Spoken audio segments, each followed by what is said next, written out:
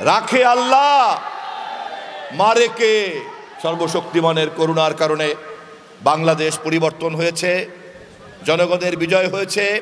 শেখ হাসিনা পালিয়ে গিয়েছে, হাসপাতালে বসে টেলিভিশনে এই দৃশ্য দেখেছে আমাদের মাতা দেশনেত্রী বেগম খালেদা জিয়া। হাসপাতালে শুয়ে শুয়ে দেখেছে শেখ হাসিনাকে জনগণ তাড়িয়ে বিদায় করে দিয়েছে বাংলাদেশকে। দলের সর্বস্তরের নেতা কর্মীদের সমবেদনা জানানোর জন্য এবং আমাদের সংহতি জানানোর জন্য আমরা এই সমাবেশটা ডেকেছি। শুধুমাত্র নেতা কর্মীদের উদ্দেশ্যেই কথা বলবো, আমি সমর্থকদের উদ্দেশ্যে বা জনগণের উদ্দেশ্যে আজকে কথা বলবো না, আরেকদিন বলবো।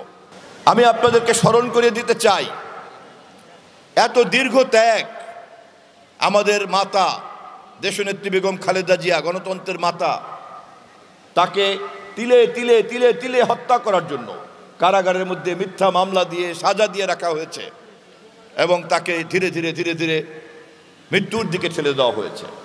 সর্বশক্তিমানের করুণার কারণে বাংলাদেশ পরিবর্তন হয়েছে, জনগণের বিজয় হয়েছে। শেখ হাসিনা পালিয়ে গিয়েছে, হাসপাতালে বসে টেলিভিশনে এই দৃশ্য দেখেছে আমাদের মাতা দেশনেত্রী বেগম খালেদা জিয়া।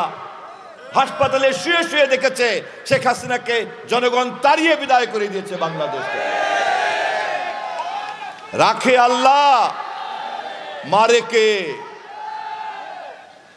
রাখে আল্লাহ, মারে কে।